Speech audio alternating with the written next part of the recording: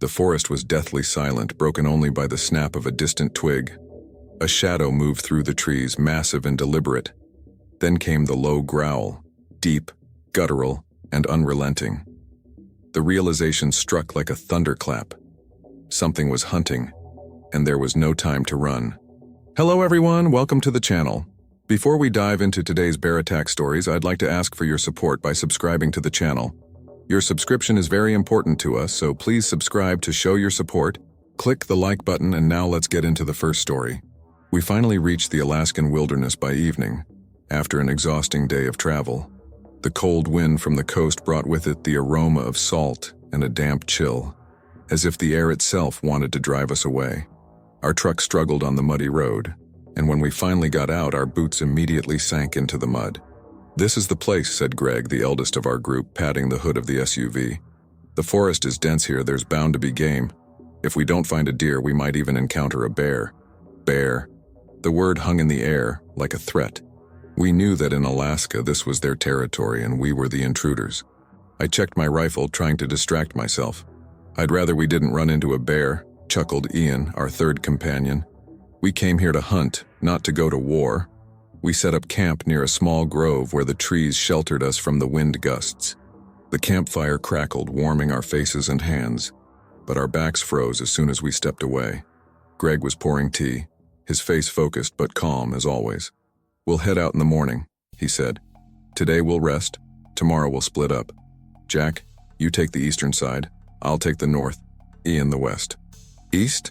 I asked, looking at the trees that seemed black and ominous in the firelight. "It's too dense there." "Exactly. Deer might be there. And you're the most patient among us, you'll wait it out."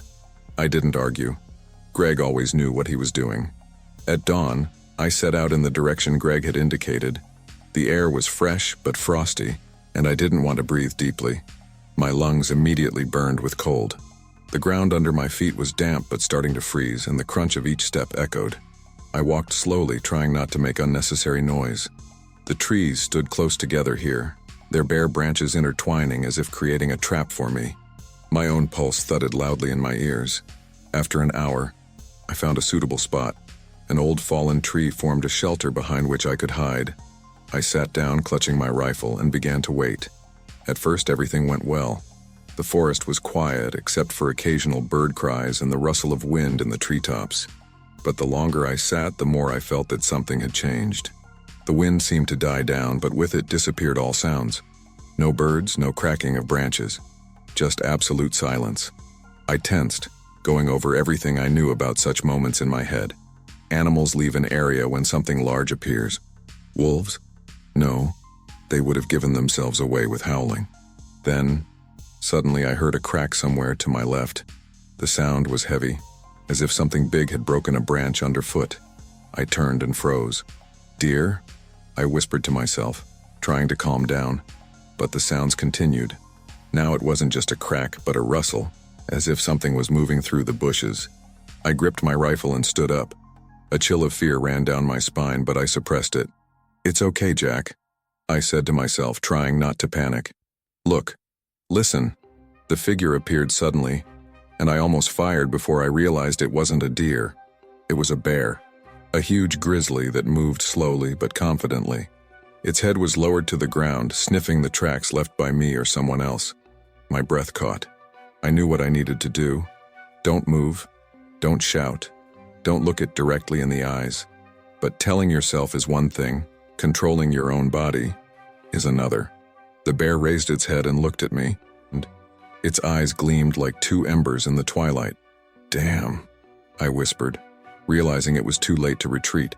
I stood motionless, trying not to make a sound, but my heart was beating so loudly that it seemed the beast could hear it.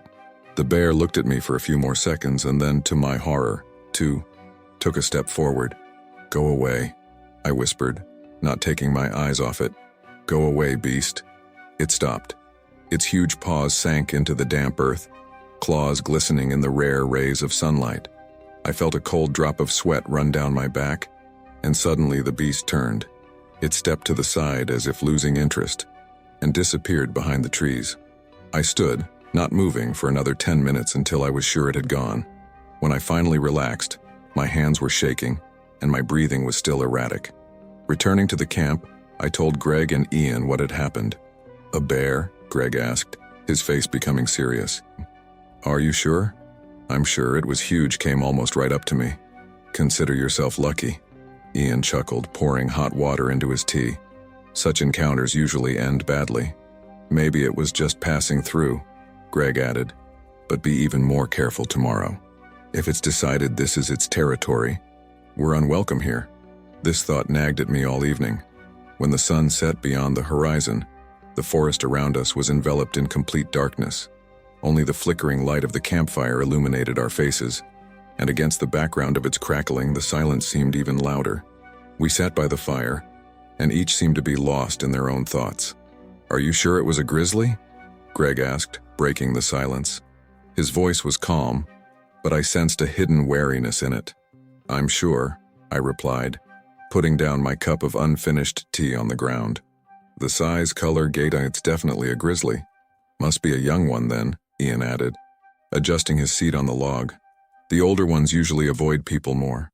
"I don't know," I shivered, remembering the bear's cold, piercing gaze. It didn't look scared. It just looked at me as if deciding what to do next. "I'm sure it was just checking out the territory." Greg took a sip of tea. "But we're guests here, Jack. Be especially careful tomorrow." I nodded, but the anxiety inside didn't go away. The wilderness had always been a home to me, albeit a harsh one, but this day reminded me that we were just casual visitors here, and its real owners weren't obliged to welcome us. When we retired to our tents, I couldn't fall asleep. Fragments of thoughts kept swirling in my head, and beyond the thin fabric of the tent, every rustle seemed ominous. The stars in the sky had already hidden behind thick clouds. The wind was picking up, rustling the branches. Suddenly, I heard a low crunch somewhere in the distance. My heart skipped a beat. The sound was slow but persistent, as if something or someone was moving through the forest. I sat up, grabbing my rifle, and listened. The sound stopped. Was I imagining things? No. I was sure it wasn't just the wind. Then the fabric of the tent trembled from another gust of wind, and I nearly fired. My nerves were so taut. "Calm down, Jack," I said to myself, closing my eyes. But it didn't get any easier. At dawn, we split up again. I went east, but now every step seemed dangerous. I couldn't shake the feeling that I was being watched. This wasn't ordinary fear. It was something deeper, instinctive, animal. By noon, I reached the place where I had encountered the bear yesterday. I found no traces of it, but even without them, I felt it was somewhere nearby. The wind changed. At first, I didn't pay attention to it, but after a few minutes, I caught a barely noticeable scent. Warm, musky, heavy. The scent of a beast. Instantly tensing, I looked around. The forest around remained quiet, but now this silence seemed threatening to me. I stayed in place, trying to move as little as possible. At some point, I heard a heavy crack of a branch, coming from somewhere to the left. "Damn," I exhaled, gripping my rifle. The sound repeated, this time closer. I pressed myself against a tree, trying to blend in with it, but my heart was pounding so loudly that it seemed its echo was spreading throughout the entire wilderness. The bear appeared suddenly, as if materializing out of thin air. It stood about 20 meters away, its huge head slowly swaying as if it was sniffing something out. I froze, realizing that any movement could attract its attention. The bear raised its head, its nose twitching in the air as if it could smell me. Time seemed to stand still. I looked at the beast and it looked in my direction. We both froze in anticipation. "Go away," I whispered, although I knew my words meant nothing. At some point, the bear moved forward. Its steps were heavy but confident. It approached slowly but inexorably.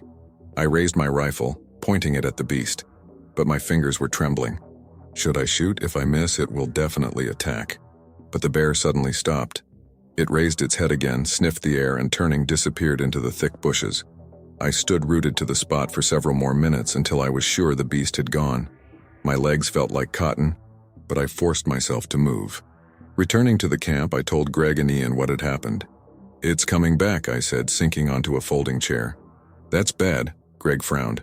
"If it's decided this is its territory, it might become aggressive. We need to do something," I added. "Maybe try to scare it off?" "This is its forest, Jack," Greg replied. We have no right to touch it unless it threatens us. And what? We just sit and wait for it to attack?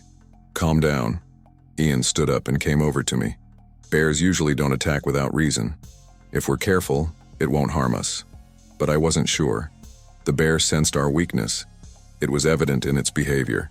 And I knew that the next encounter could be our last. Night slowly enveloped the forest. After dinner, which seemed rushed and tense, we sat by the fire. Its light cast dancing shadows on the trees, and the sound of crackling wood seemed the only reminder of warmth and safety. I tried to focus on the conversation with Ian and Greg, but my thoughts were far away. The bear's footsteps, the cracking of branches under its paws still echoed in my head. "You're not yourself, Jack," said Ian, pouring hot water into a cup. "Stop frowning. It's affecting all of us." "I'm just thinking," I replied, but my voice sounded strained even to myself. "This beast, I feel like it wasn't just passing by." "It did pass by," Greg interrupted.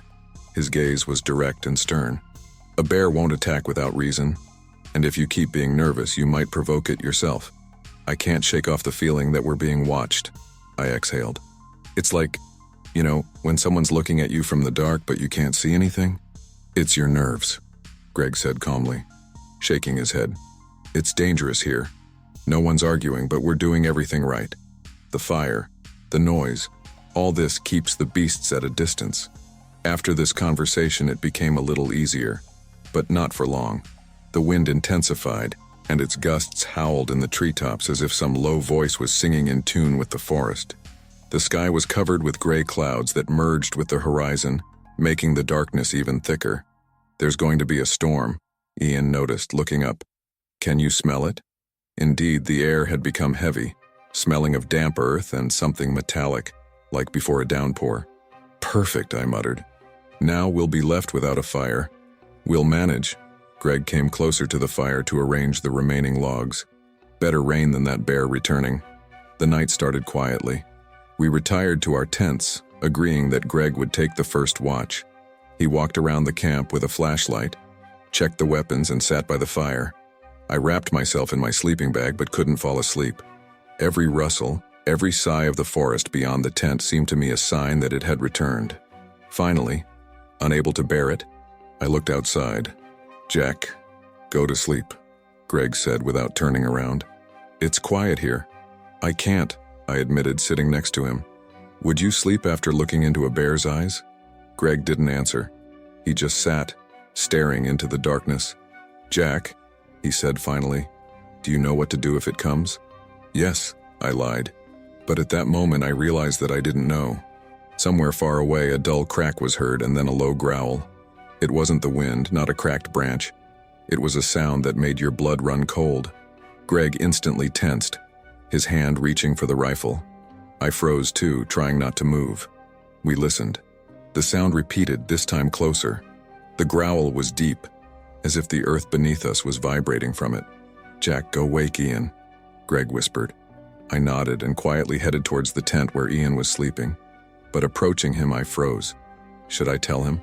Or leave him to sleep while we deal with this ourselves? "What are you standing for?" Greg's quiet voice came. "Wake him up, quickly." I touched Ian's shoulder. He woke up instantly as if he felt something was wrong. "The bear?" he asked, immediately sitting up. "We haven't seen it yet, but it's close," I replied. "Greg wants us to be ready." We gathered by the fire again. All three of us held rifles, each peering into the darkness.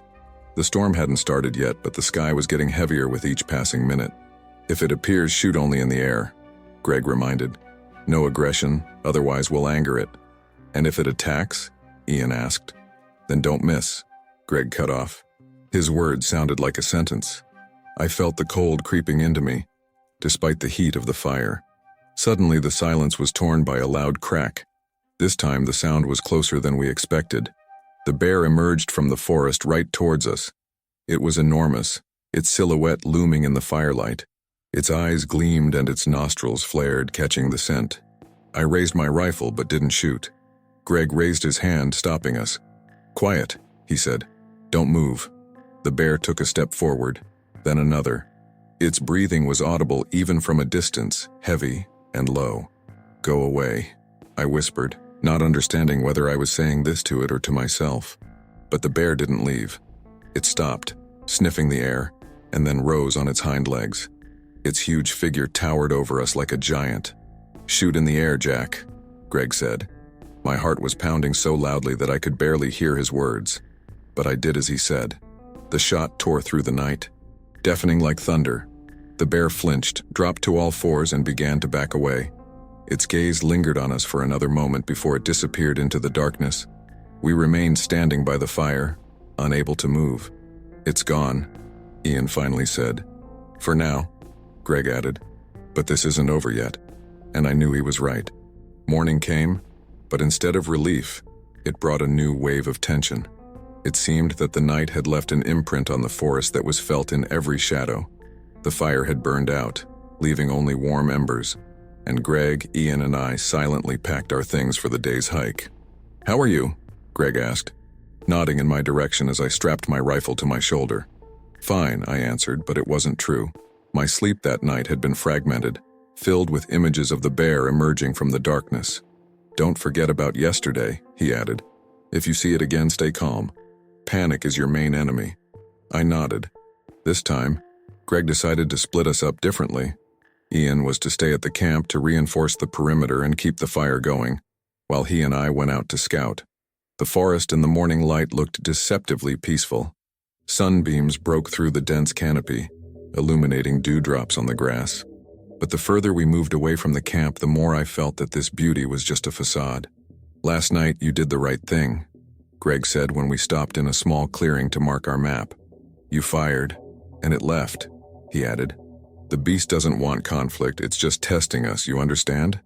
And if it decides it needs more than just a test?" I asked, trying to keep my voice from trembling. Greg looked at me over the map, his gaze firm. "Then you need to be ready. We're guests here, Jack, and we need to remember that." Oh, continue. After several hours, we discovered fresh tracks. Greg examined them unhurriedly, his fingers lightly touching the earth. "It's him," he said finally, straightening up. "Large male, somewhere nearby." "Should we head back?" I asked, feeling the tension tightening around my chest. "No," Greg shook his head. "We keep going, but we'll be careful." I wasn't sure this was a good idea, but I didn't argue. Step by step, we delved deeper into the forest. Every crack of a branch, every sound made me flinch. I felt cold sweat running down my back despite the cool air. At some point, Greg stopped and raised his hand, signaling me to freeze. "Do you hear that?" he whispered. I strained my ears. At first, nothing but the rustle of wind in the leaves. But then, a low, deep sound. It was a growl. "It's here," I whispered, grabbing my rifle. Greg nodded and gestured for me to move behind him. We carefully moved forward, trying not to make noise. The bear appeared suddenly. It came out of the dense bushes, its huge figure seeming to grow out of the ground. My first reaction was instinctive. I raised my rifle. "Stop," Greg said quietly, stretching out his arm to stop me. The bear looked at us. Its eyes gleamed, but there was no fear in them. Only confidence. This was its forest, and it knew it. "Don't shoot," Greg whispered. "If it attacks?" I whispered back, trying not to move. "Wait," he said. "Only shoot if it starts moving towards us." The beast took a step forward, its paw landing on the ground with a heavy sound. Then another step. I felt my breathing become rapid and shallow. "Calm down," Greg said quietly. "It's just testing us." But the bear didn't look like it was just testing. Its body was tense and its gaze focused. "Greg," I began but didn't finish. The bear suddenly lunged forward. Greg shouted, "Shoot in the air." I pulled the trigger. The sound of the shot tore through the forest silence, echoing. The bear stopped, its movement slowed. It halted a few meters from us, its eyes still gleaming. This time I saw something different in them. Doubt. It took a few steps back, then turned and disappeared into the forest. "It's gone," Greg exhaled, lowering his rifle. "Are you sure?" I asked, still gripping the weapon so tightly that my hands were starting to go numb. "Yes," he nodded. "It won't pursue us. Today." We stood in silence until my breathing returned to normal. "We need to go back," Greg said. And this time I didn't argue. The way back seemed endless. I looked around at every rustle, expecting the bear to appear again. When we finally returned to the camp, Ian was already waiting for us by the fire. "What happened?" he asked, noticing our tense faces. "We met it," Greg replied briefly, putting down his rifle. "It left, but not for long." "And now what?" Ian looked concerned. "Now we must be ready for the next encounter," Greg said. His voice was firm, but I could see he was nervous inside too. I sat by the fire, feeling the tension slowly releasing me. But deep down, I knew this was just the beginning. Night descended on the camp again. The darkness here seemed thicker than usual, as if the wilderness itself had contracted around us. I sat by the fire, watching the flames dance, unable to drive away the cold that had settled inside me. Ian nervously fiddled with his weapon, sitting on his side. Greg was silent, tensely peering into the forest. None of us wanted to voice what was going on in our heads. The bear would return, and we all knew it. "Do you think it will attack?" Ian asked quietly, breaking the silence. "If it decides we're a threat, then yes," Greg replied, not even turning around. "And if we're not a threat?" I asked. "Then it will just drive us out," Greg said. "But that doesn't mean we'll get out of here unscathed." These words made me tense up even more. I felt that animal fear again, the same one that awoke at the sound of a cracking branch. The night dragged on painfully slowly. Every gust of wind made me flinch. Every crack in the distance seemed like the footsteps of a huge beast. But nothing happened. I started to think that maybe the bear had left us alone. Maybe it had gone deeper into the forest. And then everything changed. Far beyond the light of the fire, a low growl sounded. This sound immediately brought me back to reality. I grabbed my rifle, my heart pounding in my chest like a drum. "It's here," Ian whispered, reaching for his weapon. "Stay calm," Greg said, his voice sounding firm, but I could see how he tensed up. "Don't shoot. Not yet." The cracking grew louder. It was approaching, slowly but surely. Soon we saw a massive shadow appear at the edge of the firelight. The bear. It was huge, even bigger than it had seemed to me last time. Its eyes glinted in the reflection of the flames, and every muscle in its body was tense, ready to pounce. "Greg," Ian began, but Greg silenced him with a gesture. The bear took a step forward, its clawed paw parting the wet earth. We all froze, not daring to even breathe. "Don't move," Greg whispered, but the beast didn't stop. It took a few more steps, its roar tearing through the night silence. I felt the ground beneath my feet tremble from this sound. "Jack, shoot in the air," Greg shouted. My hands were shaking, but I raised my rifle and pulled the trigger. The shot was deafening, the echo rolling through the forest, breaking the silence.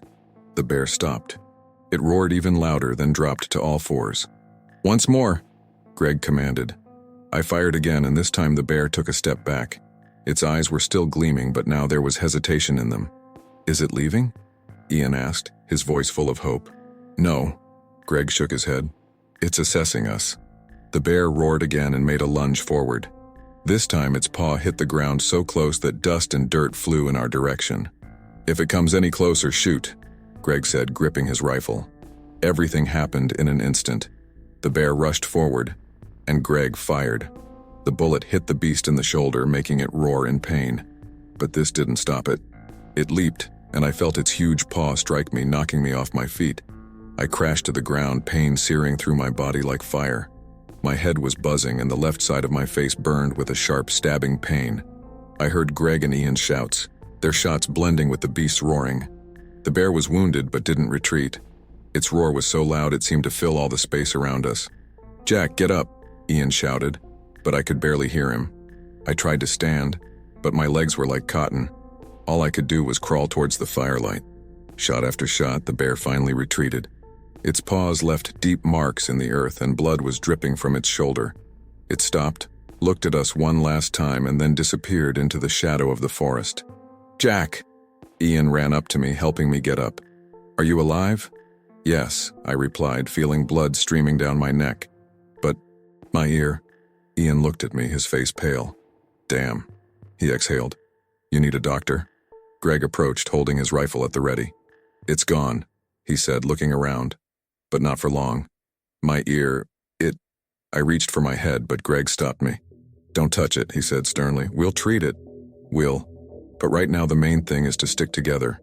The night once again plunged into silence, but this time it was the silence after a storm. We sat by the fire, each of us silent. "You survived," Greg finally said, glancing at me. "And that's already a lot." "Will it come back?" I asked. "I hope not," he replied. "But now we know it's not to be trifled with." I nodded, feeling the pain in my head growing stronger. This night had left its mark, one that I already knew I would carry with me forever. My legs were shaky, and my consciousness was clouded by pain, but I knew we had to move. Greg and Ian supported me, helping me navigate through the forest. Each step resonated with a pulsing pain in my head, and the wet snow underfoot only intensified the feeling of weakness. "Are we far from the camp?" I managed to say, feeling my words sound strange, as if from a distance. "Not more than a mile," Greg replied, his voice hoarse but full of determination. "Hang in there, Jack. Try not to think about the pain," Ian added, looking at me with concern. "The main thing is to keep moving." But it was impossible not to think about the pain. The sensation burned the left side of my face where my ear had once been. I knew the bear had left me a gift, and every time I felt warm moisture on my neck, it seemed like I had no strength left. The sky was overcast, and weak light barely penetrated through the dense tree canopy. The forest seemed silent, as if nature itself was holding its breath after what had happened. "Did you hear that?" Ian suddenly stopped, freezing in place. "What?" Greg asked, straining his ears. I listened too, but apart from the faint howling of the wind, I heard nothing. "Must have been my imagination," Ian muttered, but his face remained tense. "Nobody relaxes," Greg said, his hand instinctively checking his rifle. "This beast might have gone, but if it changes its mind..." I felt a chill of fear run down my spine. We all knew the bear was wounded, but that might only make it angrier. When the camp finally appeared through the trees, I wanted to collapse right there and never move again. "Come on, Jack, just a little further," Greg said, pushing me forward. Ian was already running ahead to prepare the first aid kit. The fire was still burning, but its light seemed weak, as if it too was tired from everything we had been through. "Sit down," Greg said, seating me on an old chair. "Ian, where are you?" "Coming." Ian's voice came from the tent. He returned with bandages, alcohol, and a small towel. His hands were shaking, but he tried not to show it. "This is going to hurt," he warned, before applying the dampened cloth to my wound. I howled in pain, trying to pull away, but Greg held me firmly by the shoulders. "Easy, Jack, easy," he repeated like a mantra. When they finally treated and bandaged the wound, I felt slight relief. But it was a temporary feeling because reality was still pressing down on me. "Do you think he'll make it to the doctors?" Ian asked, addressing Greg. "He will," Greg replied firmly. "We'll start heading out at dawn." "Dawn?" I asked, trying to sit up. "Why not now?" "The night is too dangerous," Greg answered. "We can't see what's ahead. If the bear is still out there, we don't stand a chance." I wanted to object, but strength had left me. The night was the longest of my life. Every time the wind picked up or a branch cracked somewhere in the distance, I woke up clutching my rifle. The pain wouldn't let me sleep and fear paralyzed me. Ian sat by the fire, occasionally adding wood. His gaze was empty, as if he was looking somewhere beyond the light. "Ian, are you okay?" I asked, trying to distract myself from my thoughts. He looked at me and smiled sadly. "I'm fine," he replied, but his voice sounded as if he didn't believe it himself. "Just trying to understand why everything went wrong." "It's the wilderness," Greg said, emerging from his tent. "It's always like this here. You think you're ready, and it shows you how wrong you were." At dawn, we began to pack up. Greg was focused, giving clear commands. "Jack, you'll be in the center," he said, checking his weapon. "Ian at the back, I'll take the lead." "Do you think it will come back?" Ian asked. "I hope not," Greg replied, looking at the tracks on the ground. "But I know one thing, it will watch us until we leave." The journey through the forest was agonizing. I felt every movement resonate with pain in my head. The sunlight grew brighter, giving a faint hope. But the forest remained quiet. Too quiet. "This isn't normal," Ian muttered when we stopped for a break. "Usually, at least the birds are singing." "They've left like everything else," Greg replied. "They know this beast is nearby." These words made me tense up again. When we finally reached open ground leading to the nearest town, I felt relief, but it was short-lived. "Let's pick up the pace," Greg said, casting one last glance at the forest. "We're almost home." And at that moment, somewhere in the distance, I heard its roar again. The bear didn't appear, but its voice, echoing through the wilderness, reminded me that this forest had never been ours. We left, leaving behind the night, fear, and pain. But I knew this bear would come to me in my dreams for a very long time. When we returned to town, I was barely alive. We barely made it to the nearest road where a truck picked us up, and finally we were in a safe zone. My face was still swollen, with bleeding wounds, but the main pain was behind us. We had survived, though I understood that it would haunt us for many years to come, especially those memories that I wouldn't be able to forget. Despite all efforts, I couldn't see my face. I was sitting in a cold but comfortable hospital ward where local medics were tending to my wounds. Greg, Ian, and I were sent to the hospital where we received first aid. The doctors politely treated my injuries, but I could see in their eyes that they knew not all such cases end well. Why did I even go there? I muttered, lying on the bed. Why did they even invite me if there was a chance of encountering this beast? Greg sat on a chair nearby, rubbing his temples, his face dark with fatigue. He looked older than he actually was. He was silent, and perhaps everything had been said before this moment. But I knew what he was feeling. "It's not your fault, Jack," he said quietly. "We were all in the same situation. We all didn't foresee that it would go this way." He looked at me with concern, but there was no judgment in his gaze. I knew he was worried. Ian had gone to the corridor, no longer wanting to be in the room. I could hear him talking to the doctors as they tried to understand why I had lost so much blood and what could be done about it.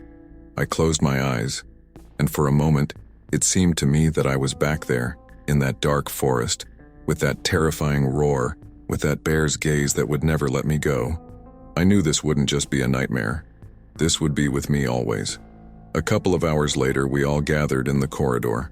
Ian didn't say a word, but his gaze was full of discontent. He, as always, hid his feelings.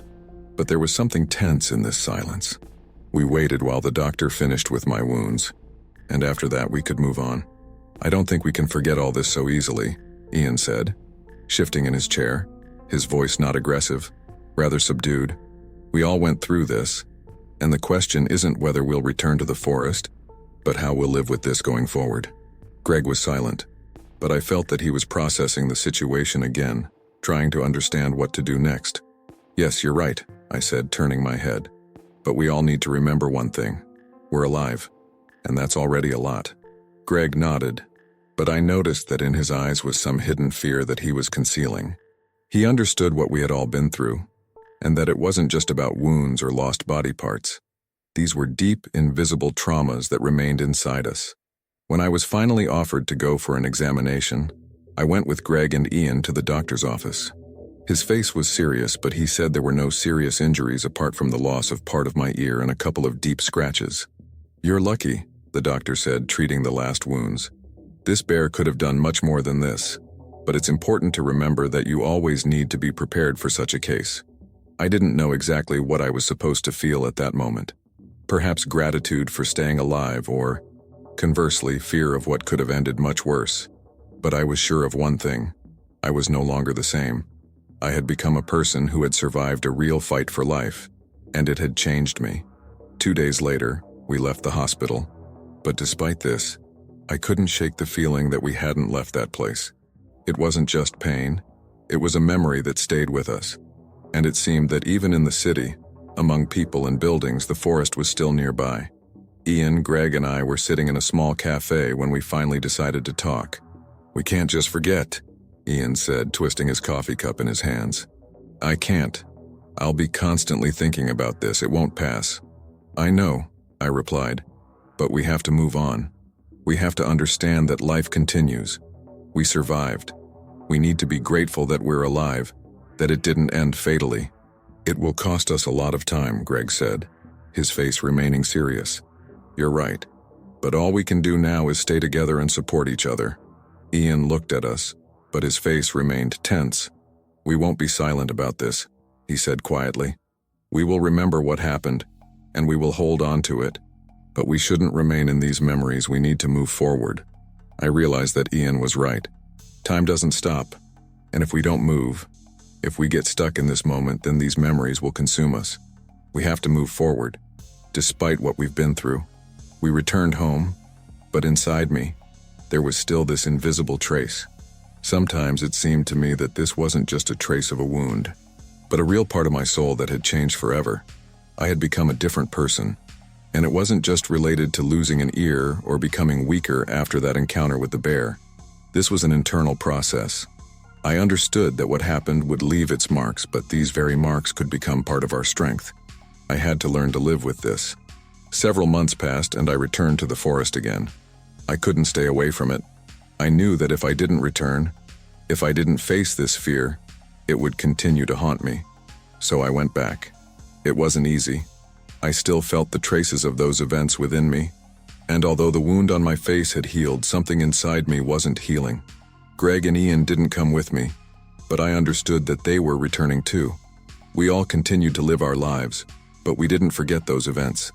Every step in the forest reminded me of that moment when we encountered the bear, and I realized that this fear and this feeling it left would be with me forever. But I also realized that I was alive. I had survived, despite everything, and this was my victory. More than a year had passed since that terrible night in the wilderness, but I still felt its presence like a shadow that followed me wherever I went. On the surface, everything seemed normal. I continued my work, resumed hunting, in a different part of the country, of course. But every return to the forest, every trip to remote places caused an inner anxiety in me. Sometimes it seemed to me that the forest was indeed a living being that feels when you return, and it doesn't forget how you disturbed its peace. Greg and Ian continued their lives, but our communication became less frequent with each passing month. We met a few times, and each time, even in the most casual conversations, I felt how deeply this experience had left a mark on their souls. They were different, and honestly, so was I. But what really bothered me was that I was alone, not just physically, but morally.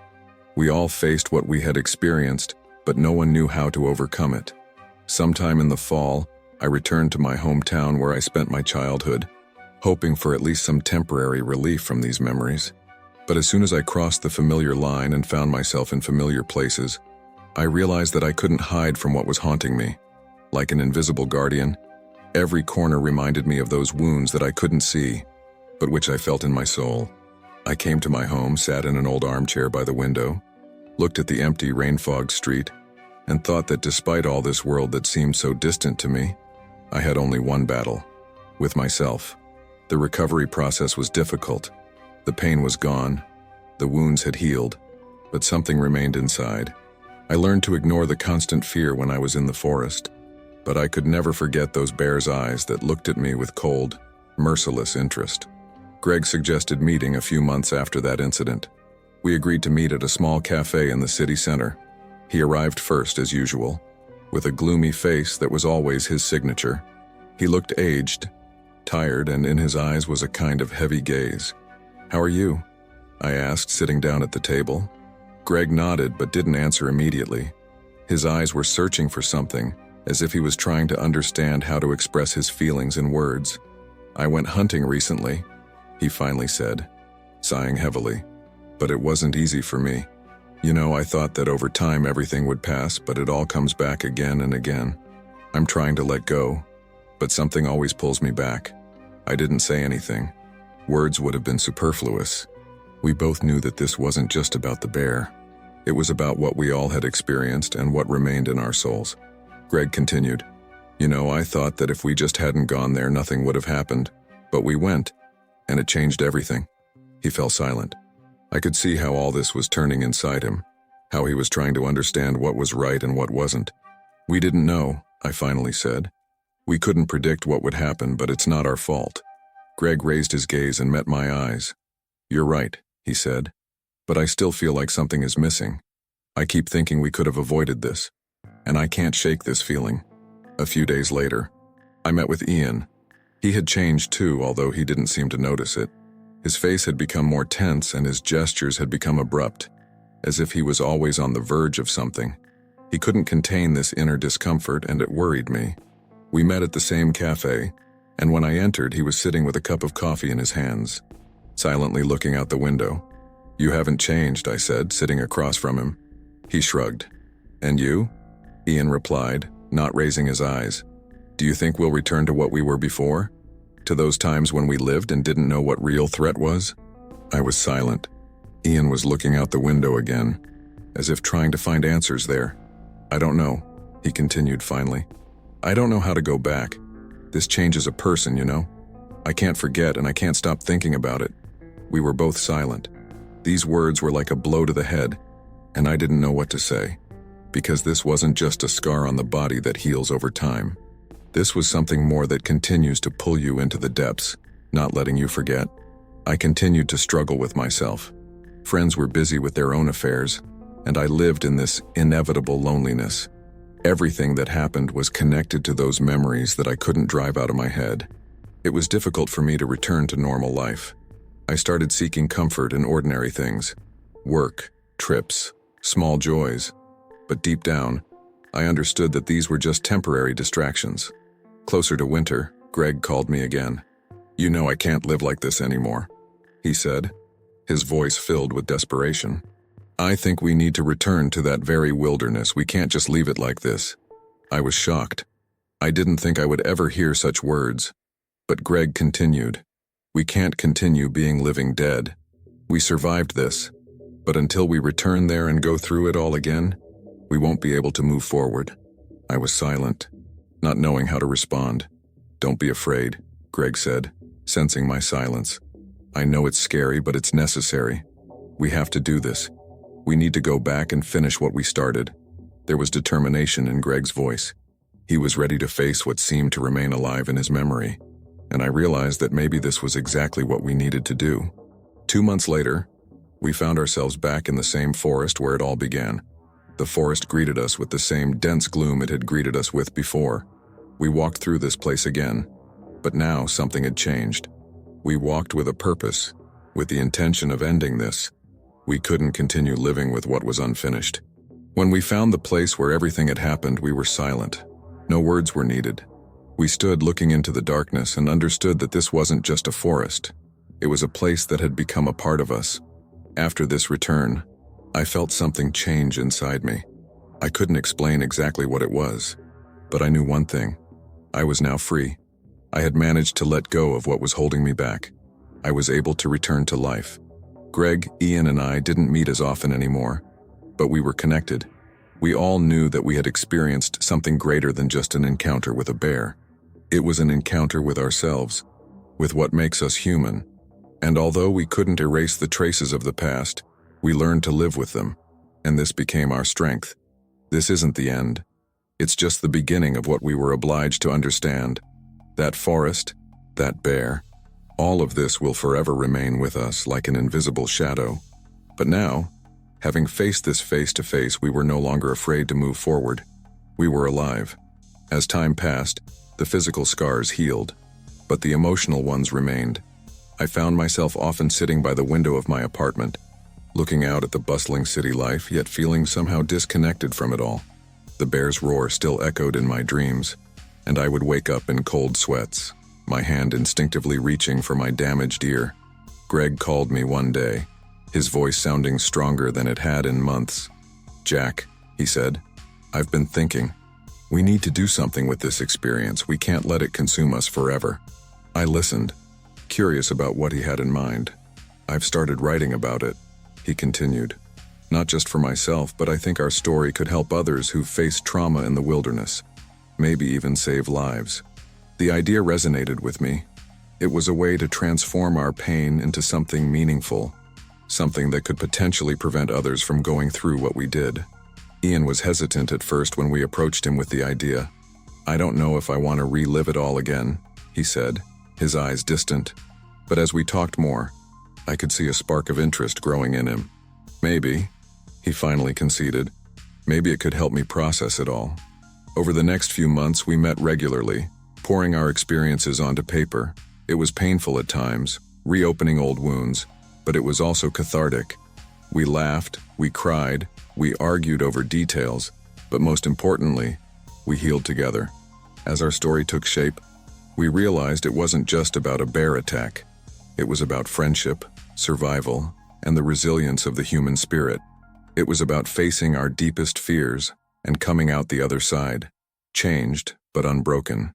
We decided to call our book Echoes of the Wilderness. When it was finally published, the response was overwhelming. We received letters from people all over the country who had faced their own wilderness traumas. Some thanked us for giving voice to feelings they couldn't express, others for the practical survival tips we had included. One day, as I sat signing books at a small bookstore in Anchorage, a young woman approached me. Her hands were shaking slightly as she placed our book in front of me.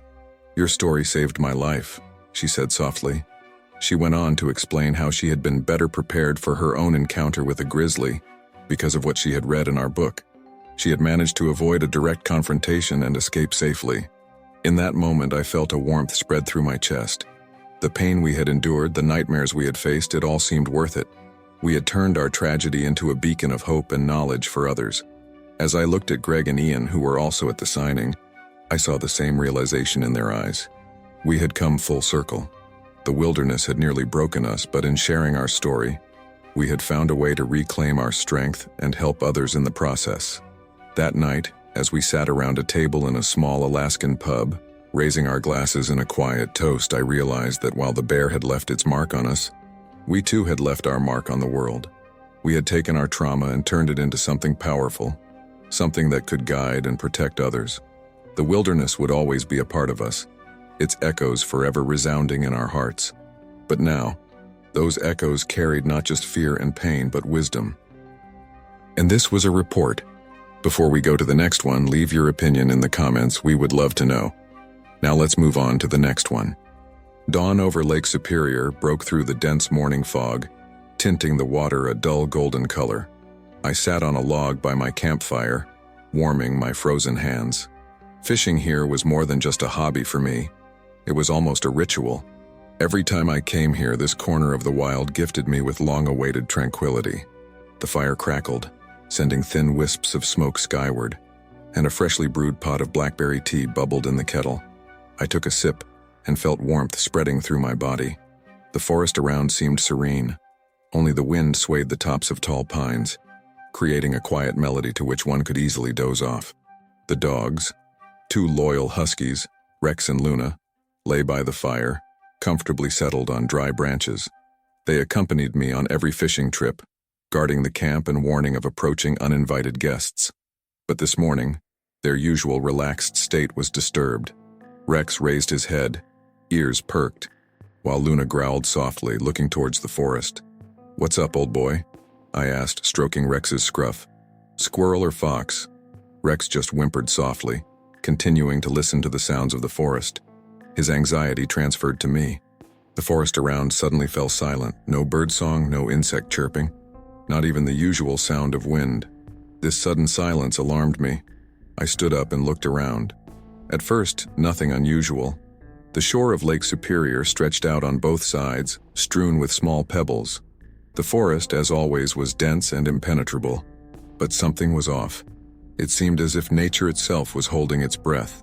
"Maybe wolves are prowling somewhere," I muttered to myself, though I knew that such behavior from the dogs and the forest silence meant something else entirely. The dogs became restless. Luna started running in circles, and Rex began to howl, which he rarely did. My gaze slid over the ground and I noticed them. Tracks that hadn't been there before. Large, deep claw prints in the soft earth. Anxiously, I knelt down to look at them more closely. My heart beat faster when I realized they were bear tracks. "Oh shit," I whispered. Bears weren't uncommon in these parts, but I had never seen them this close to camp. The tracks were fresh, which meant it had been here recently. I stood up, looking towards the forest, and suddenly noticed a dark movement at the edge of the clearing. For a moment, I thought it was just a trick of the light, but then I caught it again.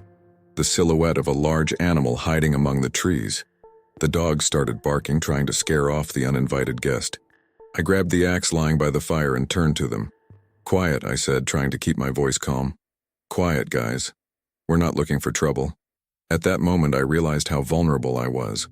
All my instincts screamed that I needed to leave, but reason suggested that sudden movements might only attract the animal's attention.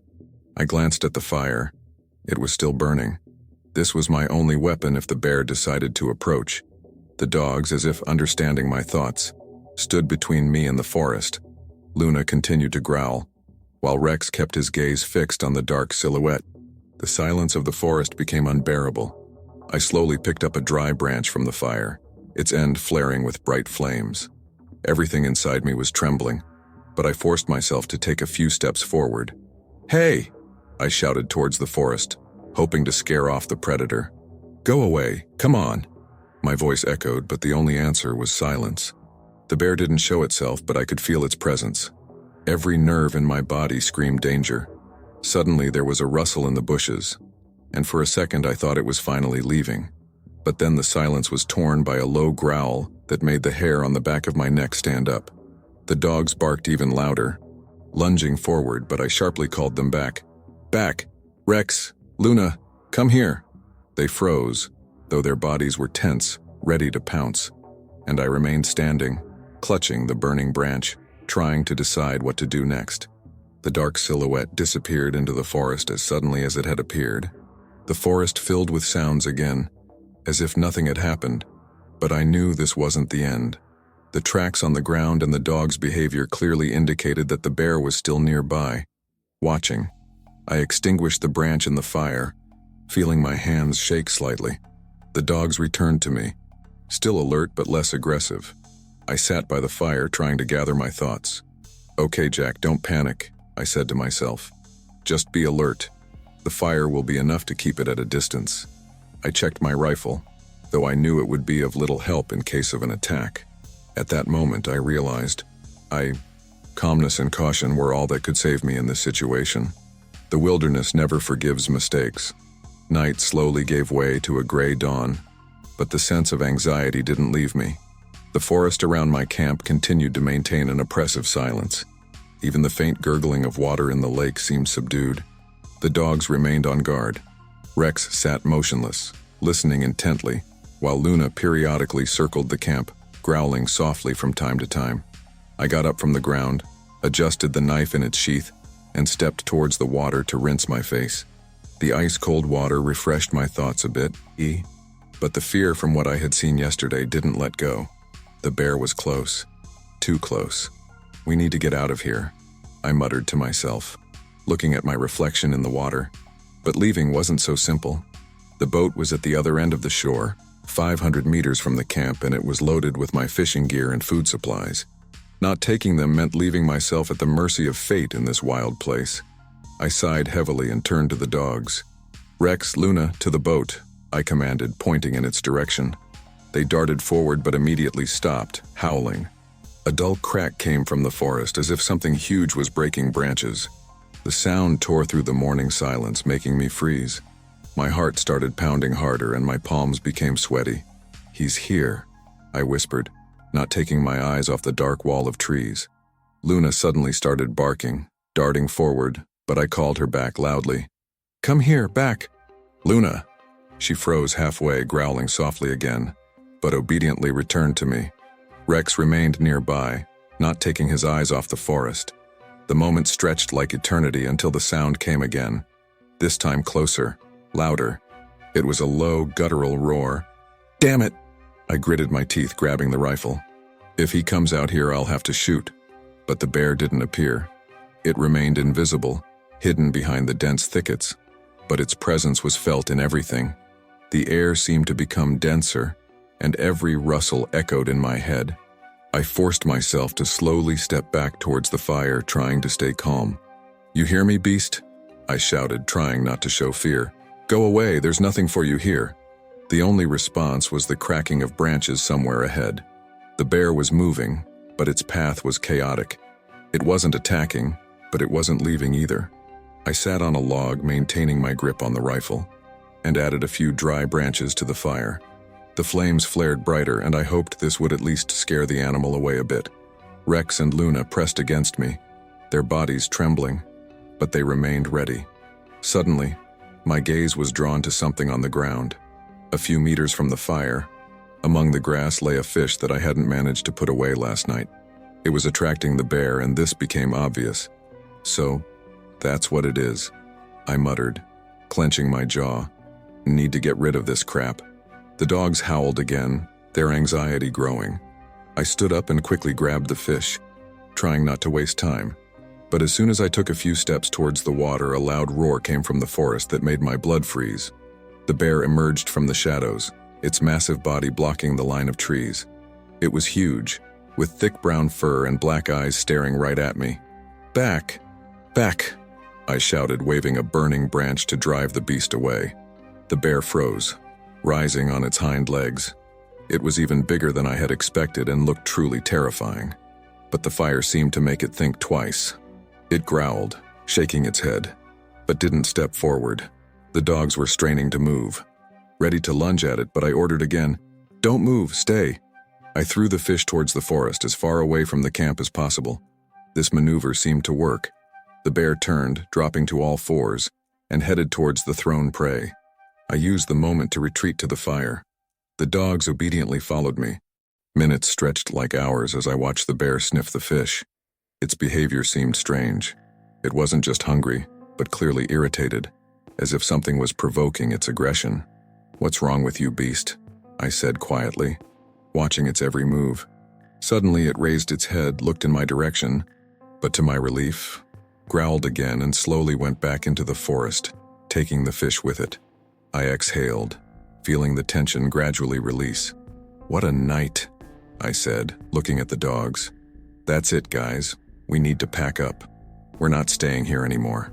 Rex and Luna silently looked at me, their eyes still expressing concern. I understood that the bear could return at any moment and we couldn't waste a minute.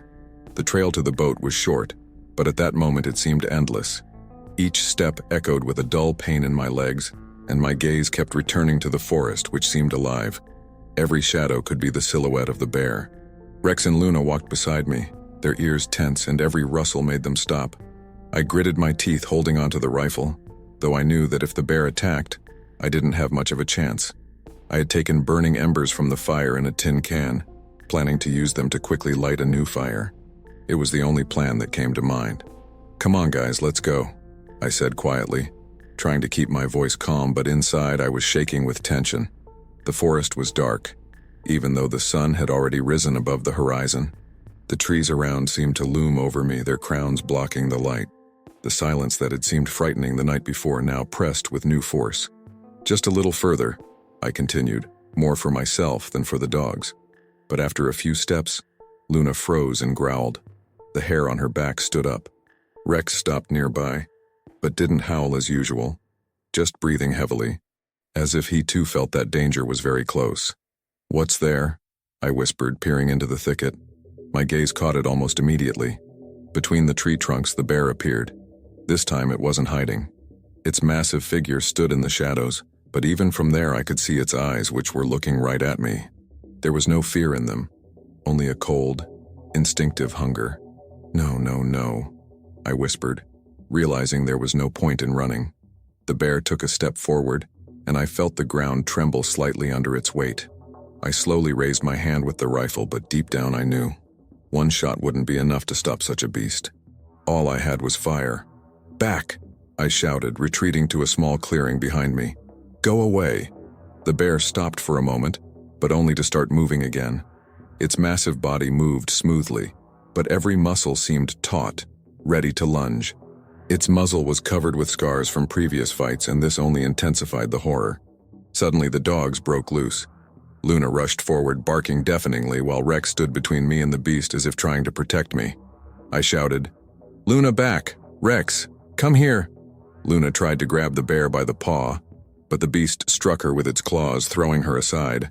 Her yelp was short and piercing, and I felt a chill run through my entire body. The bear growled again, now right in front of me. I grabbed the burning embers from the can and threw them in front of me, trying to create a barrier between us. The fire flared up, causing clouds of smoke, and the bear momentarily stopped. Its nostrils flared, and it growled, but didn't retreat. "Damn it, get away!" I shouted, grabbing a burning branch and waving it. The beast roared and lunged forward. Its paws hit my legs, and I crashed to the ground, feeling a sharp pain. For a moment, everything became blurry, but I realized I had to act quickly. The bear was growling again, and I, without thinking, swung the burning branch, hitting it in the face. The fire worked. The bear jumped back, shook its head, and with a piercing roar, retreated. At that moment, Rex rushed forward, biting its hind leg, and the beast seemed to finally lose interest in the fight. It turned and disappeared into the dense thickets, leaving behind only the cracking of broken branches. I remained lying on the ground, breathing heavily. My legs burned with pain, and I could feel blood seeping through my pants. Luna, limping, came up to me. Her ear was torn, and her fur was stained with blood. "Good job, guys, good job," I mumbled. Trying to get up. Every movement caused pain, but I knew we couldn't stay here. The bear might return. I checked the rifle, making sure the bullets were in place, and took the dogs with me, heading towards the boat. The boat stood where I had left it. I hastily loaded the most necessary things into it, trying to ignore the pulsating pain in my legs. Rex and Luna jumped in after me, still alert. "That's it, guys, we're leaving," I said, sitting down and grabbing the oars. The lake seemed boundless and calm, but its serenity was deceptive. I knew the bear was left behind, but the feeling of its presence didn't let go. The wilderness never forgives mistakes, and I knew I would remember this lesson for the rest of my life. The boat slowly glided across Lake Superior, and each stroke echoed with pulsating pain in my legs. Blood had soaked through the fabric of my pants, and I tried not to think about how serious my wounds were. Rex and Luna lay at my feet, exhausted and injured, but still on alert. Their ears twitched at every rustle, as if even in the middle of the water they expected a new threat. I stopped to catch my breath. The oars felt like a heavy burden, and my arms ached from fatigue. The silence over the lake was almost deafening, broken only by the splash of water. "Good job, guys," I mumbled, looking at the dogs. "You saved my life." Luna weakly wagged her tail but immediately froze, breathing heavily. Her torn ear was no longer bleeding, but it looked bad. Rex sat nearby, grimly looking into the distance. He seemed to sense that this night wasn't over yet. I grabbed the oars again, forcing myself to keep moving. The nearest town was at least 3 miles away, and the journey by water took hours. The boat moved slowly but steadily forward. I tried to focus on rowing, but the pain in my legs reminded me of itself with every movement. After a while, I noticed the sky starting to lighten. This should have brought relief, but anxiety remained inside. Every glance at the forested shore made my heart clench. The bear had disappeared, but I couldn't shake the feeling that it was somewhere nearby. "Need to light a fire," I said aloud, trying to drown out my own thoughts. I steered the boat towards a small rocky islet protruding from the water. This place seemed safe, albeit cramped. Quickly gathering dry branches and bark, I started a fire. The flames grew, and its warmth calmed me a little.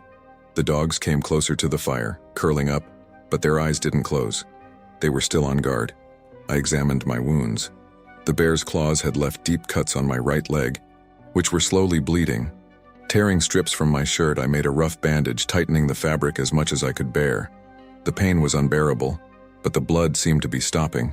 "Just hope it doesn't get infected," I muttered, looking at my handiwork.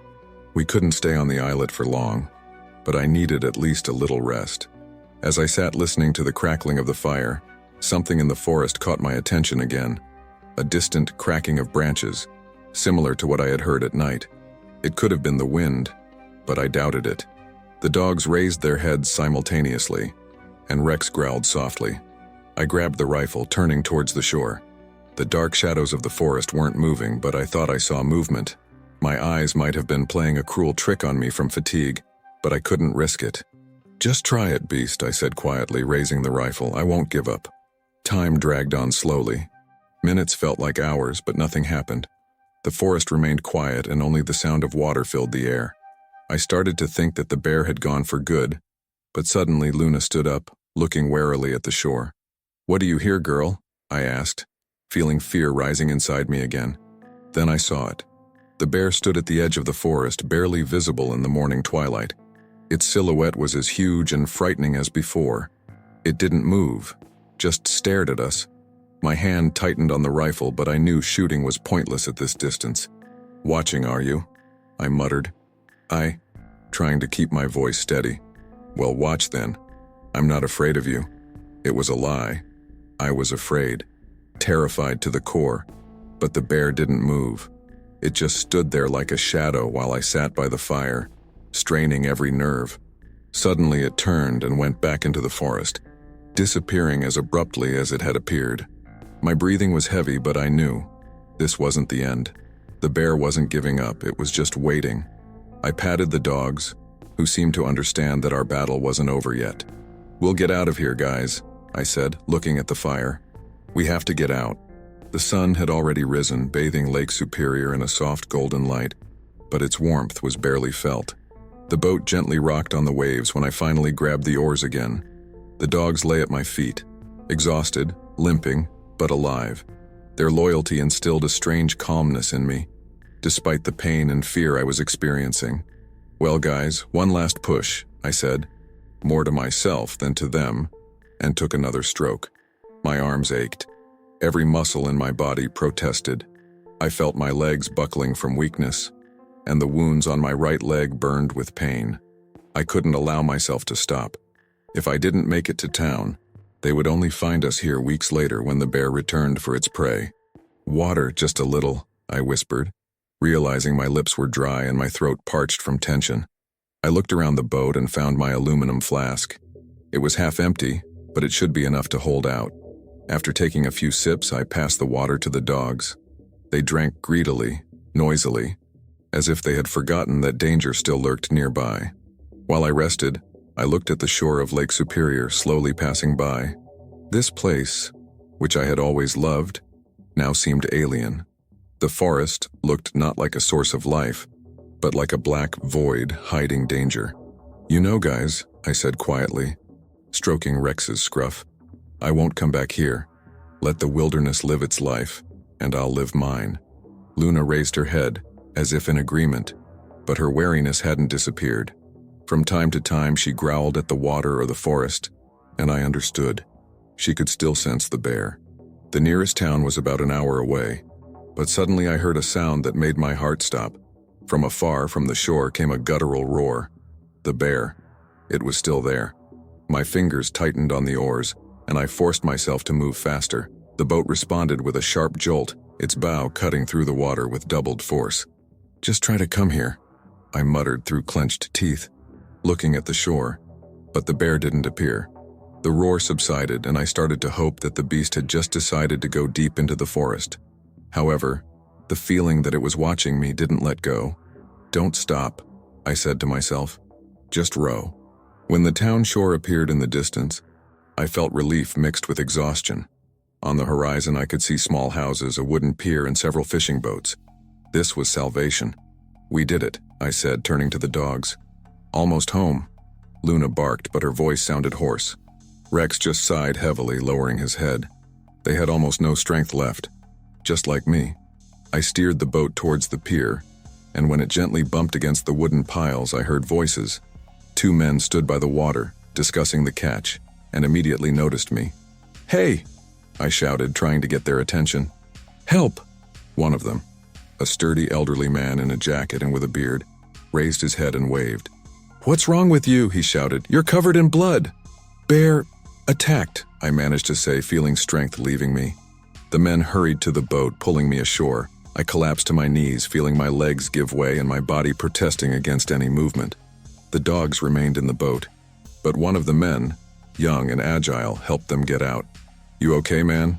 asked the elderly one, taking off his jacket to cover me. "Legs. Wounds," I whispered. "Bear last night, and it was nearby today." His face paled. "Did you say bear?" he asked, scanning the forest with his eyes. "Damn it. You're still alive. That's already a miracle." They took me to a townhouse where a local paramedic treated my wounds. The pain was almost unbearable when he washed the cuts and applied bandages, but I knew it would be worse if it wasn't done.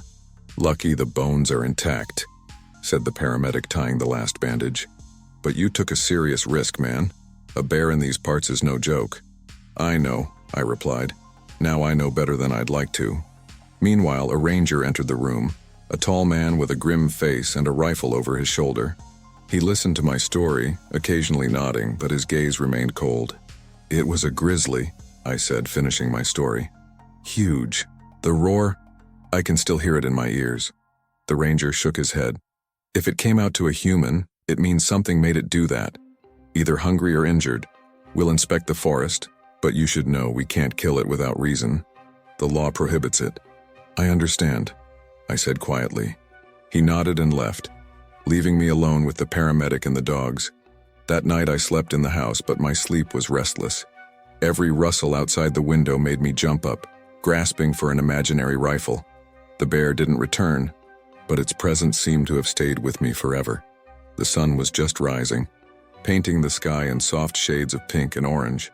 The town was still quiet, only occasionally disturbed by the crowing of roosters or distant barking of dogs.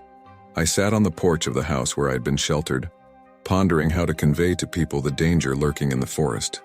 My legs were tightly bandaged, and the pain had become dull, but every step was still difficult. The dogs lay nearby, looking exhausted but alert. Rex, my faithful protector, raised his head and looked at me as if asking, "What next?" "We need to do something, Rex," I said, quietly patting him. "We can't just sit idly by. That bear, it will come back." I stood up, leaning on a wooden stick they had given me as a temporary cane. Inside the house, some life had already begun. I could hear the voices of the hostess and her children. Old Bill, who had been the first to help me at the pier yesterday, came out onto the porch with a mug of hot coffee. "How's the leg, Jack?" he asked, sitting down next to me. "Tolerable," I replied, nodding. "But I'm not worried about the leg, Bill. The bear is still out there. I'm sure of it." He thoughtfully shook his head. "Yeah, it happens. If a bear comes out to a human, it means it's either hungry or sick. The first case is dangerous, the second is even worse. It means it will start attacking again. We need to warn people," I said, frowning. "Not just here, but in neighboring towns, too. This isn't a usual encounter. It's aggressive, Bill. Even fire didn't scare it off." The old man sighed, looking into the distance. "And how do you plan to do that? The forest is huge. The bear is unlikely to stay in one place. The ranger already said he'd inspect the area. What else is there to do?" Later that morning, I decided to go to the local community center where there was a semblance of a town council. There I could find the town mayor and possibly some of the rangers. Bill accompanied me, helping me navigate the uneven paths. The dogs followed, their tails slightly twitching. They, like me, still felt on edge. At the center, I was met by Andy, a young guy with an animated face who turned out to be the mayor's assistant. I told him about what had happened, trying to explain the seriousness of the situation. "The bear attacked right by Lake Superior," I concluded. "I saw it return to the shore, as if it considers it its territory. This is a threat, Andy. We need to warn people." The guy listened attentively, but his face expressed doubt rather than concern. "Jack, I understand that you've been through something terrible," he began, trying to speak gently. "But you said yourself that the bear left. Maybe it just happened to be in your camp." "Happened to be?" I repeated, raising my voice. "Andy, it nearly killed me and the dogs. You don't understand. This beast is dangerous." "Wait, don't get worked up," Bill intervened, putting his hand on my shoulder. "Andy, you know bears aren't rare here. Yes, they usually don't bother people, but since this happened, it's better to be safe than sorry." "All right," Andy relented. "I'll talk to the ranger. I'll ask him to increase forest patrols. But you understand, Jack, we can't alarm the whole area because of one encounter with a bear. We're not in the city. The forest is the bear's home here." After the conversation, I felt disappointed. People here were used to wildlife, and the danger I saw seemed ordinary to them. Even the ranger, who came later, listened to my story reservedly, only nodding from time to time. "We'll set traps, check the area," he said. "But don't expect us to track it through the entire forest. The law protects such animals unless they pose a direct threat. You did well to get out alive, but don't forget that you were in its home." I wanted to object, but I realized it was useless. For the locals, my story was just another tale of someone who crossed paths with a bear and survived. They hadn't seen the beast, its huge shadow, hadn't heard the guttural roar. That same evening, I sat again by Bill's house, petting Rex and Luna. I held a mug of hot coffee in my hands, but its warmth couldn't remove the anxiety. Bill came out with a pipe, sat down next to me and looked at me. "Jack, I understand that you're uneasy," he said, exhaling a cloud of smoke. "But that's how it is here. We live with the forest, not against it. The bear is part of our life." "And if it attacks someone else?" I asked, looking at the old man. "If it attacks, then it'll be a different matter," he replied. "But for now, just give yourself time. You've done all you could." I nodded silently, but inside, the thought kept gnawing at me. What if they're wrong? What if this beast comes back? Night brought a new gust of wind and a starry sky. I lay awake for a long time, listening to the sounds of the town. Somewhere in the distance, dogs were howling, and each of their cries made me flinch. The bear seemed to still be somewhere nearby, though its presence was felt only in my head. I went outside to clear my head and met Rex sitting on the porch. He was looking warily towards the forest.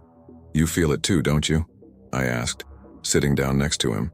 He whimpered softly, as if agreeing. The forest was dark and silent, but it held its secrets.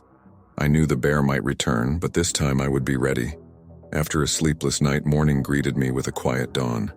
A light fog rising over the town enveloped the wooden houses, giving them the appearance of ghosts from the past. The dogs, exhausted but loyal, lay next to me on the porch, their eyes still warily watching every movement around. I knew I had to take the next step. The bear wouldn't just disappear. It might leave for a while, but its threat remained. People in the town didn't understand this, or maybe they didn't want to understand, because they were used to living next to wild nature. But I, tested on the brink of life and death, could no longer stand aside. During the day, I went to the center of town, where there was a small building that combined the functions of administration and a club. People were already gathering there to discuss some local matters. I knew this was a chance to talk to them. When I entered, the conversations died down. A dozen pairs of eyes turned to me, and in their gaze I read both curiosity and wariness. The town was small, and a stranger, especially with such a story, immediately became the center of attention. "Greetings," I said, trying to speak calmly despite the inner tension. "Jack, come in. Sit down." Andy, the mayor's assistant who had listened to my story yesterday, called out to me. "How are you feeling?" "Thanks. Hanging in there," I replied, sitting down on a wooden chair. I wanted to discuss again what happened. The men sitting at the table exchanged glances. Among them were Bill, the ranger, and a couple of other town residents. The mayor, John Gregory, an elderly, sturdy man with a gray beard, looked at me from under bushy eyebrows. "We're listening," he said, "but if it's about the bear, we discussed everything yesterday." I took a deep breath, trying to choose the right words. "Yes, it's about him. I understand that this place is his home, and I was in his territory. But what he did is not normal. He came out to a human twice in 24 hours. If we don't take measures, he will attack again. Maybe you, maybe one of your children. Are you suggesting we hunt him?" John Gregory asked, not changing his expression. "No," I shook my head. "I know the law protects him, but there are ways. Traps, increased patrolling. I'm not asking you to burn down the forest, but we can't leave this unattended either." The ranger, Michael, rubbed his chin, thoughtfully looking at the table. "We'll set a couple of traps near the shores," he said. "If the bear appears again, we'll try to catch it. But as long as it's not attacking, I have no right to kill it." "It did attack," I objected. "Me." Michael raised his eyes. "You survived. Means it wasn't a fatal case. We have no grounds to consider it a threat to everyone." I felt anger rising inside, but I held myself back. Deep down, I understood that Michael wasn't speaking out of indifference, but because he was bound by rules and customs that had existed in these places for decades. "All right," I said, suppressing irritation. "But I ask you to warn the neighboring towns. This bear might go there." John Gregory nodded. "We'll do that. But remember, Jack, the wilderness has its own rules. You now know this better than many." When the meeting ended, Bill offered to return home with him. On the way, he spoke first. "You're right, Jack, to want to warn everyone, but being afraid of bears isn't customary here. People are used to it, and they can't live any other way." "Used to it?" I asked. "Used to the fact that they might be killed?" "Nobody's saying it's normal," he replied calmly. "But this is our life. If we start being afraid, we'll stop going into the forest, stop fishing, stop living here. And that's worse than any bear." I was silent, digesting his words. He was right, but it was hard to accept. In the evening, I sat again on the porch of Bill's house, listening to the sounds of the town. The dogs were nearby, their tension gradually subsiding, but they still looked towards the forest from time to time. Bill's neighbor, Peter, a young man in his 30s with a stern face, came over. They discussed fishing and household matters, but the conversation quickly turned to the bear. "You think it'll come back?" Peter asked, glancing at me. "I think so," I replied. "This beast, it's not afraid of people. That's what's scary. If it comes back, we'll corner it," Peter said, frowning. It has no business hanging around here. And if it attacks again? I asked. Then we'll act, Bill interjected. But until it attacks, it's better not to go into the forest unnecessarily. When night fell over the town again, I couldn't sleep. Every sound from outside seemed like the bear's footsteps. The light breeze, the rustling of branches. All of this made me flinch. At some point, I decided to go outside. The dogs followed me, quiet and focused. The moon illuminated the road, and in its light, the town looked like something frozen in time. I looked at the forest, at its dense dark shadow, and again felt the same anxiety I had experienced that night by Lake Superior. The bear could be anywhere, and although its tracks had disappeared, the memory of it stayed with me forever. The dawn the next day was particularly quiet. Soft sunlight penetrated through the window shutters, creating strips of light on the wooden walls of Bill's house. I sat at the table with a mug of strong coffee in my hands, looking out the window at the stretching forest. The wilderness seemed to be coming alive. Birds were chirping, the wind was rustling the leaves, but for me, this liveliness brought no peace. My legs still hurt. Every movement reminded me of the bear's claws that had left deep scars. Rex and Luna were dozing by the door, their fatigue gradually fading, but wariness remained. Time to go back, I said to myself, more to break the silence. The words sounded simple, but behind them was the understanding that leaving meant leaving this forest with its secrets and dangers, leaving a place that had made me rethink many things. Before leaving, I decided to walk around the area one more time. Bill agreed to go with me, taking his rifle. "You sure this is a good idea?" he asked, putting on his jacket. "The forest doesn't like it when people poke around with questions." "I can't just leave," I replied. "I need to make sure for myself that this beast is gone." He shrugged. "All right, but we won't go far." We headed towards the shore where the bear had first appeared before me. The dogs walked beside us, looking around attentively. The air was fresh, but the thick smell of pine and earth seemed almost tangible. When we reached the place where I had last seen the bear, everything looked calm.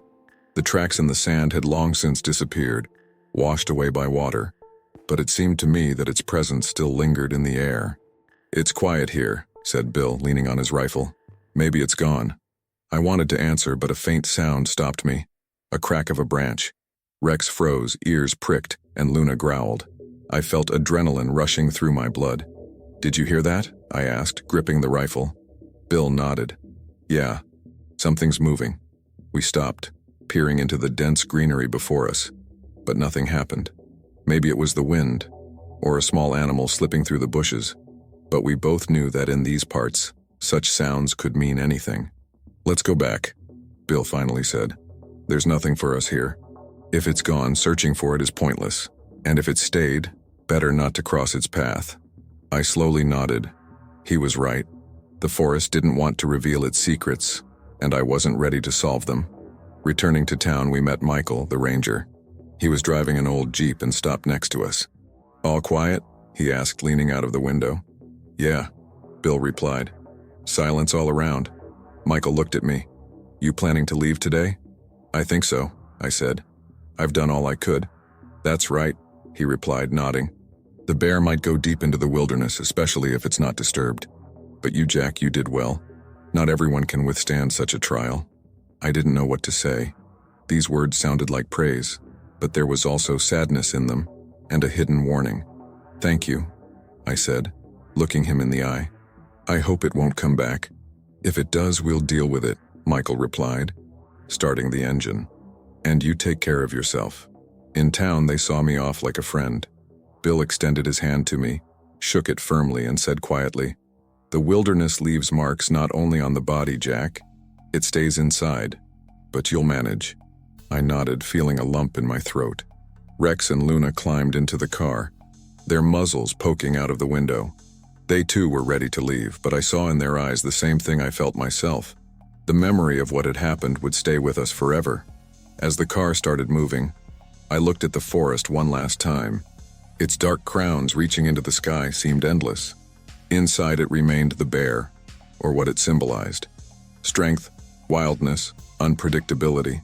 All that we, humans, so often try to ignore. The journey home was long but peaceful. I reflected on what this encounter had given me. Fear, strength, understanding that nature doesn't obey our rules, that it needs to be respected.